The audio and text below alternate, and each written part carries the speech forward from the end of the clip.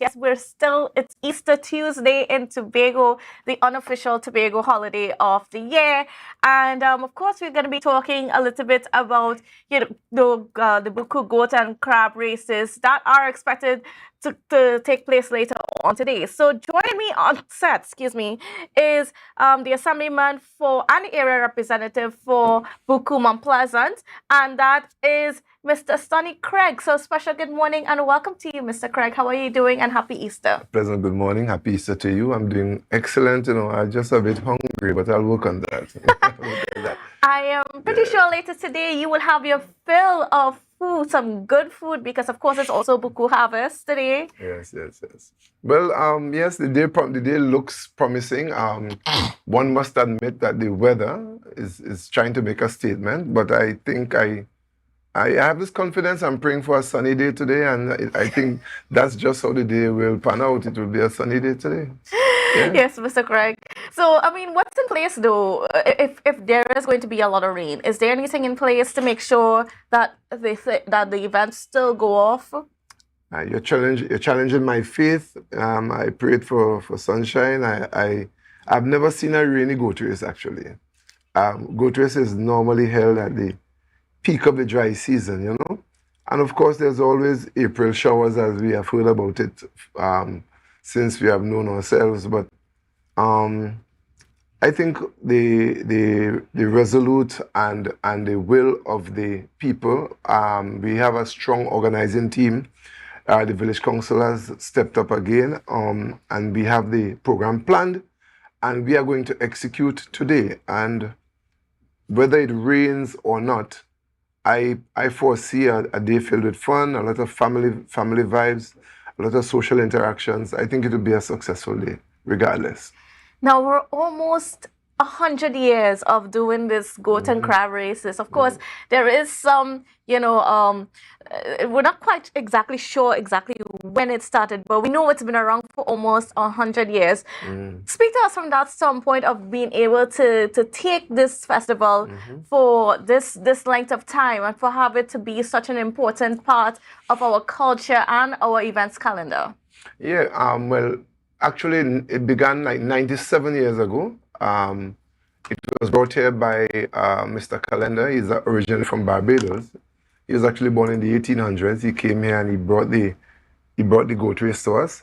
It was a way of the plantation class. Well, they had their horse racing. Races. Yeah. And if you know Petitchou Beach in Lambeau, that was famous for horse racing. Yes. Because that when the tide is right, it just is back enough for you to get that space, and you could go to Petitchou in Lambeau and see the potential. And of course, the average person created the goat race as an alternative. So you'll notice that the goat racers, they use jockeys, which of course they don't mount the animals, and they have their name tags and they wear the same pretty type shirts and so on. So it was a way of mimicking the horse races.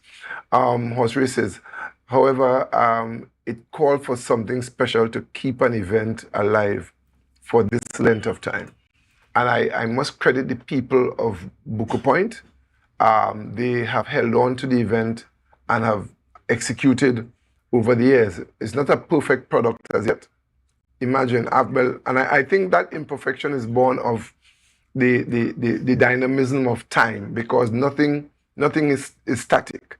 And so, look, today we present a whole new challenge, because as I said, I can't remember seeing a rainy day goat race at Buccoo Point. So then how we deal with today's challenges will set the pace for another level of growth in the event. So 97 years, we're celebrating 95, of course, because COVID took 2 years. But the event actually began 97 years ago. And this is promising to be a momentous time, because for the next 5 years, as a THA, we are planning to do some special things. One of the things we plan to do today, may I continue? Yes, go ahead. One of the things we plan to do today is to begin to honor the surviving pioneers of the goat race. And not just the surviving, well, of course, we'll give honor where it's due. Those who have passed on, somebody is going to receive a small token of appreciation today, which is the first part of a celebration that the Tobago House of Assembly is putting in place to commemorate, and it will lead right up to 100 years of goat racing.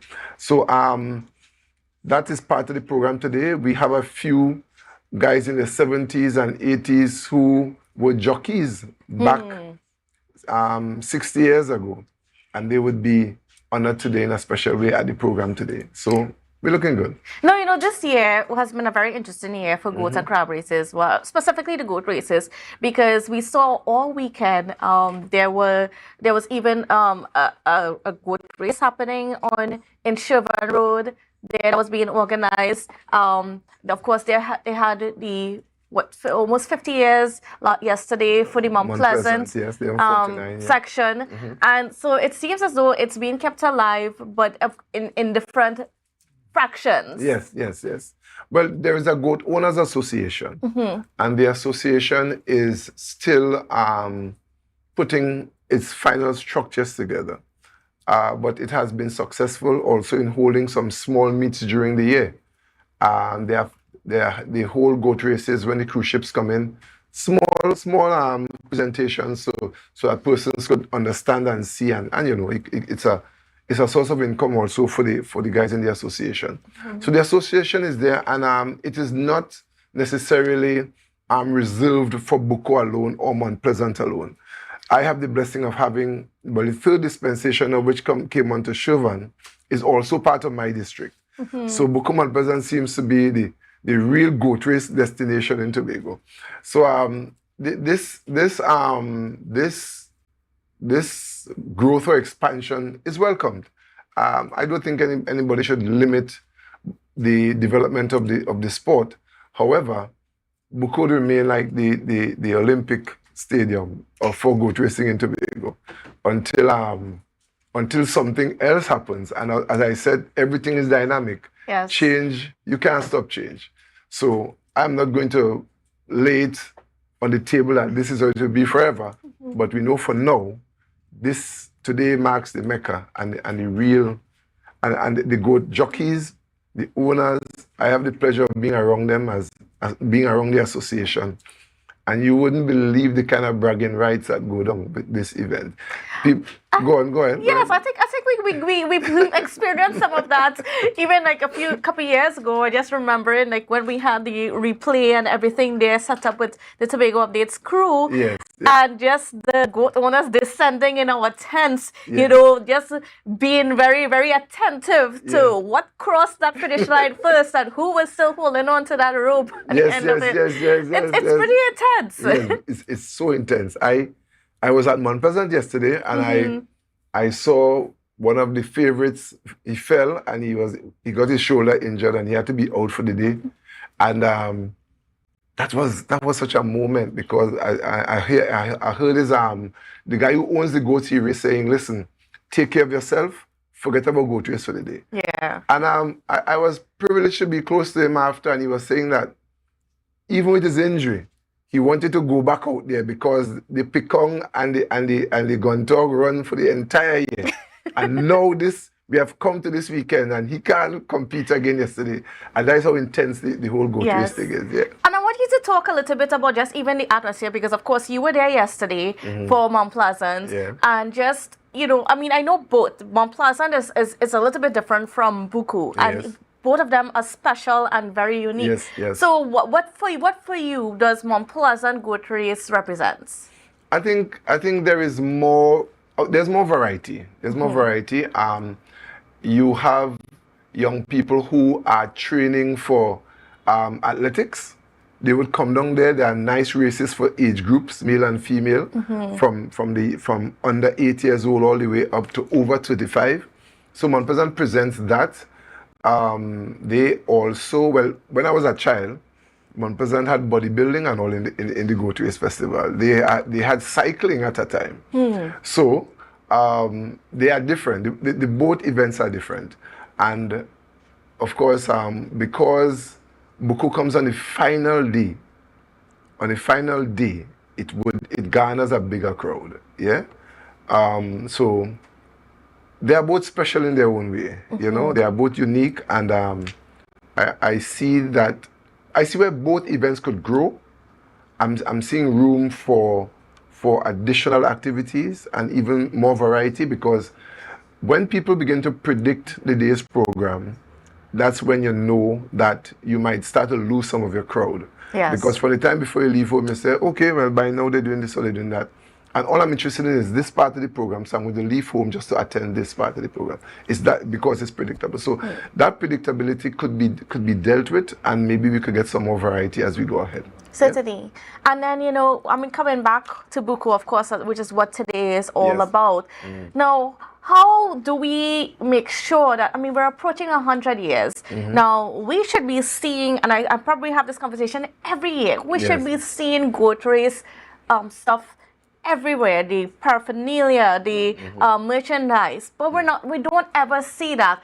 All we just know is you go to Buccoo on Easter Tuesday, and then you see the goats race and crab race, and that's about it. Why is it that after so long we still can't get that together, and we can't have it in a more official way, even when the Buccoo Village Council boasts about having the copyright and all of these other things, but you don't see them doing anything about it. Right. And I can see that that's an excellent point.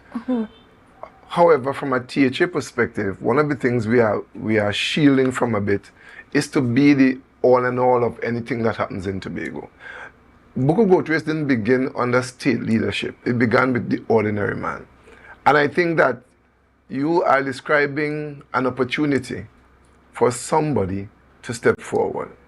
The THA, I don't think the THA is the one to step forward to take up all the different spin-off industries from Buccoo Goat Race. I think somebody in Buccoo, or it doesn't have to be from Buccoo, somebody could look at this. When you travel to foreign countries, sometimes you get back to the airport and you buy printed t-shirts, you buy braided hats and so on. These are not put in place by the state. These are people who see an opportunity and they explore the opportunity, and this becomes a way of making a living for them. And I think those who are listening, it is fair to say that we could, as a people, we need to put that type of innovative thinking into how we approach our daily lives, because we don't have to be limited to career choices that are popular or that run through the airwaves every day. We could be in our own moment looking for ways to really explore possibilities. I was in business, I was in retail business, and before I went into business, I did the assessment.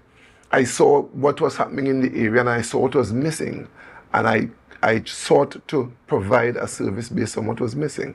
And that's an encouragement for anyone to jump in there. And the THA stands ready to support, right? People's expectation of the THA sometimes could be a bit high, but when you do the research and you see our real purpose, we will back you, we will support you. We will help to create markets for you, but it is always best when the average man steps forward and explores ideas for growth. Yeah. But the THA has been supporting the goat races. Of course. I mean, actually, a lot of the funding for the Buccoo Village Council comes from the THA. Yes. So then, at what point do they get held accountable for what they are able to do?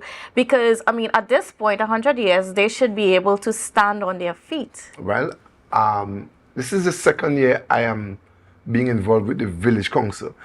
The first year I came to office, that was Taste of Buccoo, if you remember, and that was a THA initiative basically to keep the art form alive. I've been having conversations with the president of the village council, and based on the structures in place, he agrees, and we have concurred that we need to wean not just Buccoo, but a lot of different arms of this nature from total dependence on the THA. Of course, it's not total, sorry, but most of the funding comes from the THA. And we need to understand as an island that this is not the best way to do things. It's not the best way, because the more funds the state puts into these programs, without necessarily looking for the return, the matching return. As I told you, I was in business, and you don't spend $1 unless you know where the return is coming from. It might not come back directly to you. The return might come in showers, basically, in the community. And the community learns and grows as they learn to be more self-sufficient. Some people would say we are paying taxes and all the money of the state belongs to us, so why not use it back on us and our programs? But how much more could be done if these funds are redirected in other areas for growth and development? So sometimes that job you're looking for from the government, it's just something is debatable, but that job you're looking for or that development you're expecting from the government, you don't always get it because of funding constraints. So whenever funds come to Tobago, and we know that there's a deliberate attempt to underfund Tobago, I don't know if you know, but I'm saying it, there's a deliberate attempt to underfund Tobago. Therefore, as funds come into the island, it is critical that we are prudent with the monies and that we get the best out of the monies. So the president is on board, and I imagine if the leader is on board, the team is on board, which is the village council. And I'm praying that before I leave office, when am I leaving office? I don't know. But before I leave office, this is one of the objectives I have, to make Buccoo Goat Race a self-sustainable event. How much support did they receive from the THA this year? I can't give that figure now. I know it's above $180,000. It's above, so I'm being guided. Based on the documentation I've seen, there is support, not just in cash, but in kind, because for conversation's sake, it must be understood the facility is owned by the THA. So there is nothing is free. So if the THA offers the facility to the village council to execute the program, that is a cost. There's a cost attached that might not necessarily be transferred in dollars and cents, but it must be documented as a cost to the event. And apart from that, there's a street parade, which is coordinated from the Division of Culture, right? That happens at 10 o'clock this morning. So we have, apart from these kinds of contributions to the event, there is also requests for prizes and so on, and special races and so on. So the contribution is upward of $180,000. Yeah, I can't give you the exact figure at this time. Now, you mentioned that the president of the village council is actually been willing to do the things necessary to wean the village council of the THA funding and so on. Have you seen any measures this year to put some of that into motion, and what are those measures? Sadly, I was not in the nitty-gritty planning of the event this year. The multiplicity of responsibilities sometimes, and so I've been dealing with him basically one-on-one. I've been able to sit in maybe just one meeting with the village council. So I can't answer you from a point of knowledge basically. But after this event, I plan to be a part of the audit to look at expenditure versus income and to see where the changes could be made. I think one of the challenges we have is that you have a product, and the product is in demand determine price. So you have a gate entry fee, you have other little ways of making monies, the concession booths and so on. We need to be able to ascertain, well, look, now this is simple business mathematics. This event will cost us, just for conversation's sake, $400,000, and how do we gather that back and still get a profit to continue? Basic business. And I think sometimes the real decisions to be made are not necessarily popular. But then again, if you have to raise the price of your ticket to enter the event, then the product must be able to justify the raise. Yeah? Or you have multiple different things. Streams of income, right, beautiful. At the event to be able to, capture money in different ways. That's right. So it's a family type event. That's the intention. I said intention because, we had a blunder maybe 2 years ago when this young lady came to sing to close the show, and she was not the best thing for a family type event. So because it's a family type event, now we have the merry-go-round, we have bouncy castles, we have all these little things that these suppliers, they would pay to the village council to be able to operate in this space.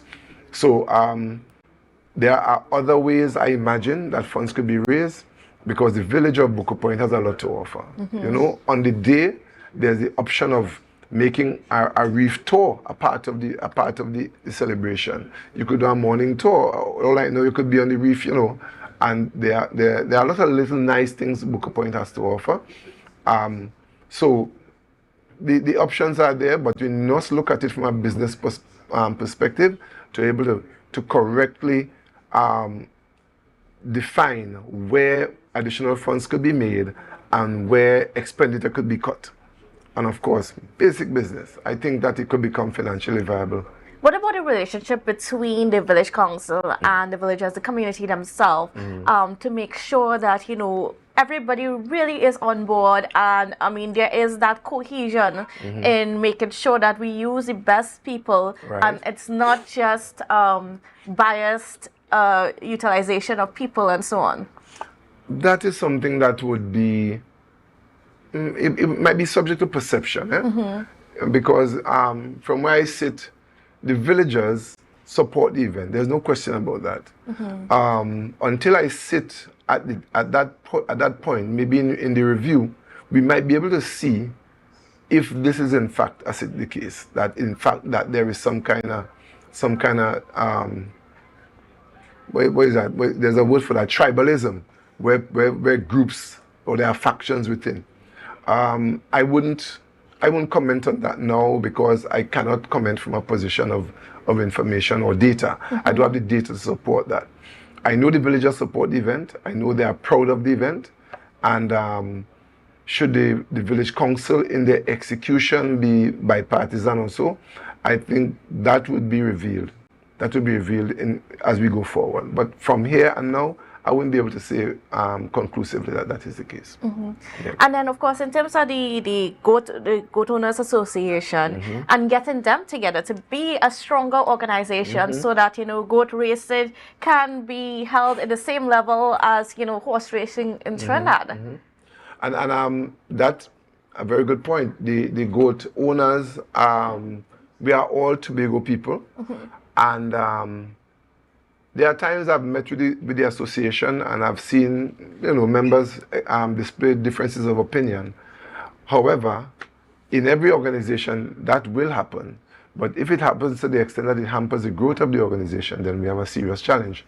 So I'm working with a very willing president, that's Mr. Deary, and he has around him some very experienced men around him. I've been able to identify areas where I think that he needs to make some adjustments, and he's willing to make those adjustments. The THE, as I'm suggesting, as I said earlier, stand ready to support and to back any initiative on the island that lends to the growth of the island and basic challenges we have on the island, creating employment. And Tobago is becoming an island, or it has already become an island of festivals. It's Blue Food Festival, it's Goat Race Festival, and of course, I brought one to Buccoo Point since I've been here called Swim Fest. It's a festival of swimming. So all these ideas could grow and expand, but there is a need for teamwork. And in Tobago, one of our great challenges remain that sometimes we could be fighting against each other unnecessarily. I think we need to revert or return to the point where the saying, all are we are one family.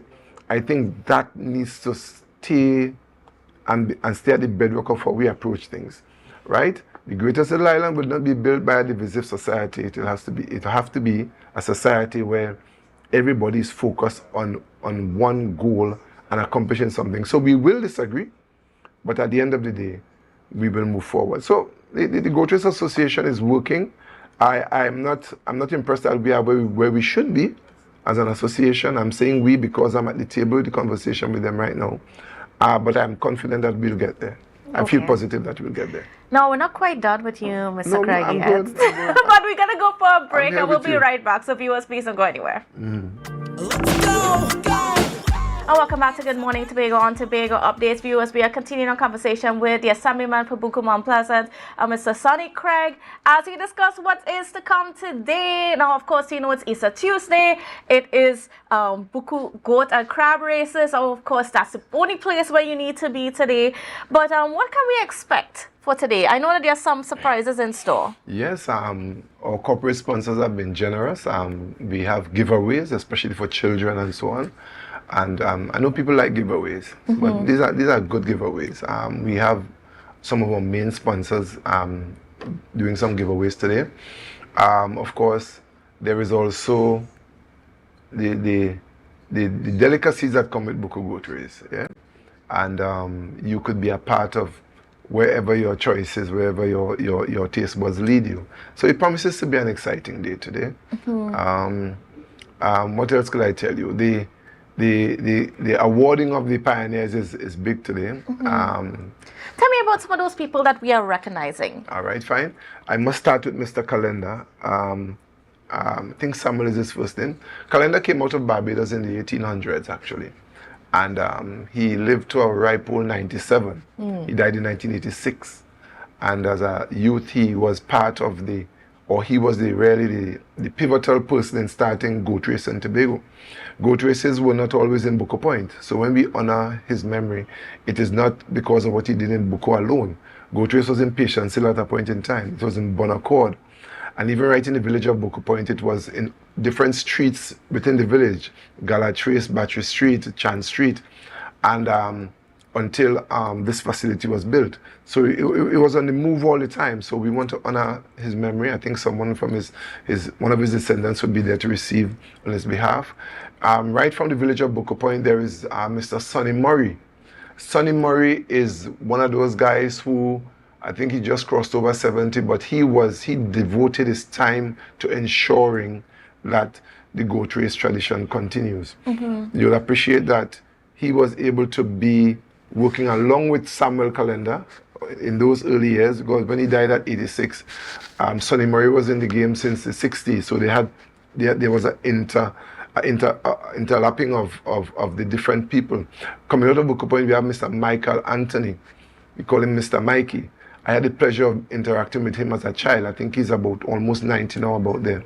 But when we took care of animals in the estate, he had the largest flock of sheep in the estate. And sometimes when my sheep go missing, I just went straight to Mr. Mikey's pen, because, you know, most time your ram sheep go missing, you have to look for where the most ewes are. So yes, you go straight to Buccoo Point, and most time you'll get it, bring it back home. So I knew Mr. Mikey from a primary school child at Buccoo Point Government School. And apart from him, there are some guys from Canaan, you know, the Potts, Joseph, and some others from Mount Pleasant. There's Mr. Clark. Right? George Clark is his name. I think his son is the one who calls the races at the goat racing now. You would hear the voice of somebody calling the races, very professional, soft-spoken, and he say, and they're off. And as you're coming down the track, and you hear the voice, and that's the son of one of the original pioneers of the goat race festival. So they'll be honored today. And we're hoping that, you know, things work out smoothly. I think of the 9 pioneers being remembered today or honored, we have actually 4 or 5 of them alive, and the others would, of course, it's just in memory of them because they have passed on. Later on in the year, we are hoping to name some of the stands after some of these guys. You know, we had intentions of doing it earlier, but we are getting some snags from the protocol and the ebb and flow of government service and how things are approved and so on. You know, the more I do this job, the more I understand that every time there are challenges in the system, there are new layers of protection that needs to be put in place.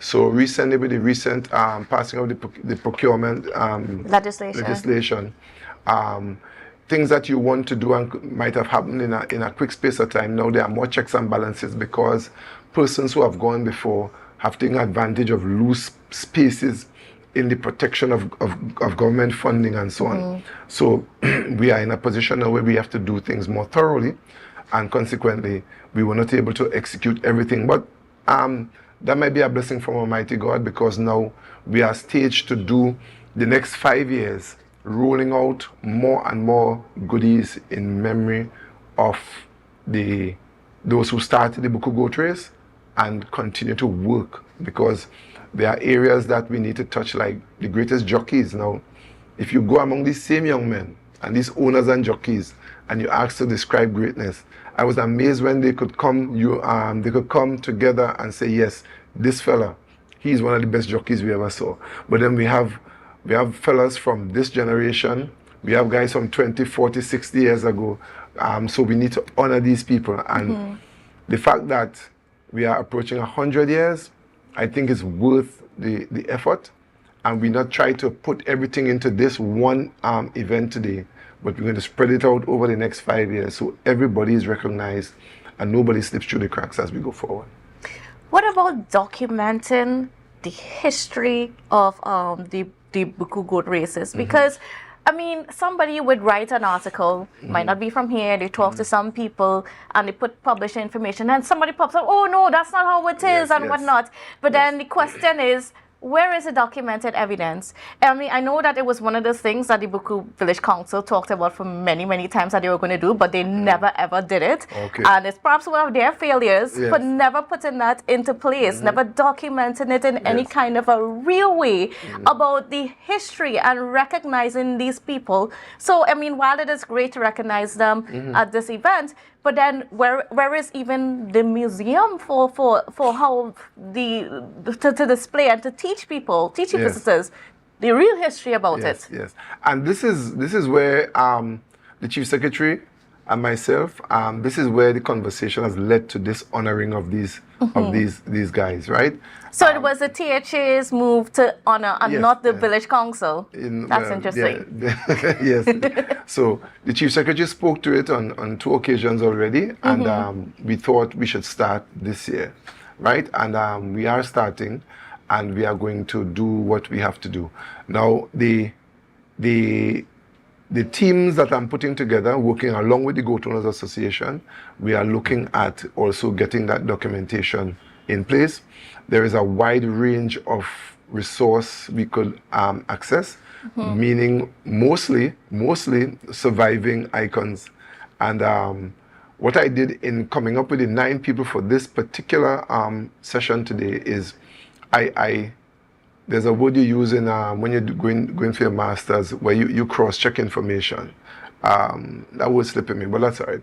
But you talk to different people and get consensus. And so I think we did the research, and persons who might think that somebody critical was left out this year, bear in mind we're going for the next 5 years honoring icons of Buccoo Goat Race in this instance. From next year, Mount Pleasant will be doing 50 years. I think their research and presentations would be easier because a lot of people in the village council were around when the very first one was held. So Mount Pleasant will have it a bit easier. But in the case of Buccoo, with 95 years to consider, we thought it more prudent not to seek to put everything into one event, but make it a process of honoring. So by the time the 5 years has elapsed, I think we would have gotten everybody covered.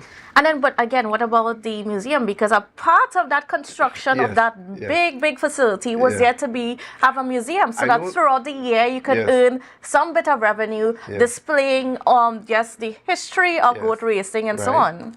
Well, as I said, the facility is a THA facility, basically. And that is part of what we're doing. There is a part of it now with some information, mostly picture records. And, but is that accessible? Because yes, it is. Okay. It is. I think when you're coming into the event this evening, there's a part where there's a whole picture gallery that you could take a look at what happened over the years. But of course, there is need for fine-tuning. There is need for documentation. We should have to... And making that more interactive because, I mean, you could have a few pictures there, but museums have gone far and beyond now using technology in such a great way to bring that history alive. One of the things I have people who work as part of my staff who are looking to see if we could find the footage, whether video, or whatever format it comes in, and see if we can start to pull it together. So it has to be, it's a major project, and I'm looking forward to working with some of the young, brilliant people from Buccoo Point especially, to put them in a position where they could become the ones who are really spearheading the research to bring the package together. So when we're naming the stands, when that time shall have come, we would have, of course, just as we have these historical boards around the island, we'll be able to do the historical presentation, photographs and so on of these icons and so on. Buccoo Point has a lot of history. Yes, it does. From ships that wrecked on the reef and guys that were instrumental in making the reef operation what it is today. We're trying to restore Buccoo as the place where you have an option to board a boat to go to the reef. It's Buccoo Reef. Why not? We'll go from Buccoo. That's of course an option. No harm meant to Secretary Sampson, because we know in his district of Crown Point, a lot of people access the reef from there. But it need not be only on one side of the island, but we could do it from Buccoo Point also. And with the reef, with the cruise ships coming, the cruise ships pilot their persons intending to go to the reef through Buccoo. So that is being restored gradually, and we're seeing more Buccoo people getting back into the construction of reef boats and so on. So what we have is we have a lot of promise. I know there are things still to be done, and the will is there. I think we are resolute in getting it done, and with my team, I'm thinking that we will be able to restore a lot of the data and so on. Now, I want to touch a little bit even on, there's some of that controversy with the boardwalk and even where that sign is positioned. I know we even talked about that sign on a previous occasion because, it is basically where the fishermen are operating on, and it is a juggling act when visitors come, and some fellas cleaning some fish right there and so on. So, what's a plan to improve that area? All right, okay. Now we see, as you said recently, a lot of talk came into the space concerning the boardwalk. Yes. I made my observations even before he did his videos, and I realized that the material was not the best. There are some screws they use for cupboard construction, which were part of the restraining or strengthening the jobs. So I knew that it couldn't stand, because we call them drywall screws. They are not for outdoor sea blast type environments. So I knew the boardwalk was not built with the best material. The slabs that are on the floor, that are on the walkway, that actually make up the boardwalk where you're walking on board, apparently they were not cured properly. No, they were not. And so as a consequence, as they cured over time, they warped and became twisted, so people walking on and stumbling on them. The concept of the boardwalk was a good one. I'll give that. However, it was not done properly. And in repairing, we have to seek to set things in a space or in a way where it's sustainable and it could work for a longer period of time. The sign on the jetty, it was not the best place in my opinion, right? But persons in the community might be happy to have it there. So the conversation is still ongoing, and I love Buccoo is a good thing to say and to see. I love Buccoo, and it's a nice place to take your pictures and so on. I've been speaking to Division of Agriculture Secretary Natisha Charles Panton, and we are seeking to restore the area where there was an area reserved, where there's a fishery space close to the facility, where you normally used to buy fish in the past. The challenge is when you moor your boat at the jetty, to move your fish from the jetty to that space is it's a kind of, listen to me, in most villages you come ashore, you carry a total fish from your boat to the facility. Where this one is, and that's a short distance from the beach. Like if you take Studley Park as an example, Studley Park is, you come ashore, and the building is right there. In Buccoo Point, you come onto the jetty, you have to load the fish on a pickup and drive around to another space. So we need to deal with that. The logistics of that is not the best. So the fishermen, after you do a whole day of fishing, you come into the jetty and you take your fish off the boat. If you could sell it right there, it's convenient. So there's a conversation of maybe a mooring point closer to where they are supposed to sell the fish. And should they be able to moor their boats closer to there? then you just come out your boat, take the fish to the counter, clean and cut up and sell. So there's some adjustments. There are adjustments to be made. Where that action is happening, where they're cleaning the fish and guests boarding the boat and so on, it is just a stopgap, but we need to be decisive and do what has to be done to create the ambience you need for guests boarding a boat to go to the reef and so on. And hopefully any other improvements are well thought out. Of course. But what is it costing the THA to redo the boardwalk? I wouldn't know. At this point, we're using the URP gangs, right? And they are professionals. The guy who made the tape is bragging about his knowledge of the job. That is something that is being done in-house. A challenge we have to deal with is that many people are looking forward to the THA to get contracts to fix Tobago, right?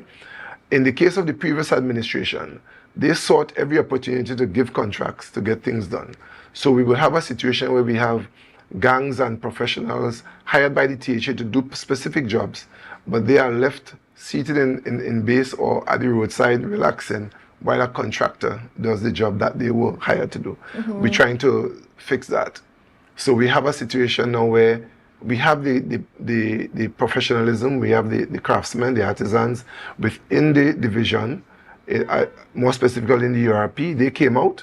So the cost to the THA basically was to get the material, in this case teak, right? And to pay these guys what they were hired to do. At the end of the process, I'll be able to get the figures. Maybe by the next time I come back here. But we were talking goat race. I didn't really bring boardwalk figures to the conversation. So we're looking. Well, it's part of the Buccoo experience that people are going to have today. So I think Cut was involved in the whole doing the estimates and so on. But I think the cost would be negligible compared to what it was before to build the boardwalk. And then what are the improvements that are happening alongside the beach? Because now that beach, that Buccoo beach, is one of the most popular beaches in Tobago. Everybody goes there now. Yes. And since I've been in office, which is more than 2 years, even before I got elected, persons in the community were concerned about the beach and the movement of having so many different vendors setting up what they feel constitutes a nice retail outlet on the beach. And this is something that we are looking at as a THA to see if we could create the ideal type of retail outlets for this kind of environment. Something tropical, something relaxing, something aesthetically pleasing, nice to look at, and you feel happy and comfortable. The area is also a one-way in, one-way out, and on a crowded day, should there be an emergency on the beach, we would have a serious challenge. So we need to look at all that, maybe create the roadways and so on. The research is on. We are looking at negotiating with the owners of the property bordering the Buccoo Beach and maybe having to work out something to find the best result. It is not where it should be, I admit that, and we need to do something. The development plan, we're trying to preserve the trees. As fate would have it, the beach is littered with manchineel trees. Yes. The manchineel trees are critical to the survival of the beach. Without the trees, the ocean will do what it like. So, if we are to remove the manchineel trees, remove is not the word, we may have to replace them, right? But it's what you will replace them with, because it has to be something that can an indigenous species, yes. So sea grapes work beautifully, and the manchineel is just on a section. Further down the beach, there are other species which do the job. So then there are options. It doesn't have to be manchineel, but if the manchineel is so dangerous, if you're using a chainsaw and the milk goes on you, it's a problem. Even when you're cutting a dry, rotten manchineel tree, the dust from a dry, rotted tree is infectious. So in other words, I mean, this is also something that is a process. It's not something that can be done right away in increments. And there are a lot of things that the change would carry with it a cost. The change would definitely carry with it a cost. So we need to be costing these things, and everything is done in the context of releases from central government and whether or not they want Tobago to grow the way the Tobago people want it to grow. Because simply by virtue of electing us to office, the people have bought into our vision. But if central government has not bought into our vision, they are going to stymie our operations and try to restrain us from getting funds and so on to do things. So we have a balancing act to do, but I am happy that we are delivering. The people are seeing delivery, and we're going to continue to focus and get the job done. And of course, well, today the whole focus is on Buccoo goat races. Yes, so so we're getting ready to head down soon. We'll start with the parade, and then of course the goat races and the crab races will kick off. Yes. But they are fun in Buccoo. That's what it is. So it was a pleasure being here today. Certainly. Thank you so much, Mr. Craig. Always a pleasure having conversations with you, Miss Jackson. All right. Certainly. All right. So, well, viewers, that's it for this morning. I want to thank you for joining us. And if you're heading down to Buccoo, please be safe. And, well, we'll see what happens today. Hopefully the rain holds up, but that's fine. And maybe, as the years go on, maybe we can see some serious improvements with the way that we organize the Buccoo and crab races, so it isn't just a small village thing, but it is something of prominence. so thank you so much, our viewers. Have a safe and wonderful day, and we will see you again tomorrow. Bye for now.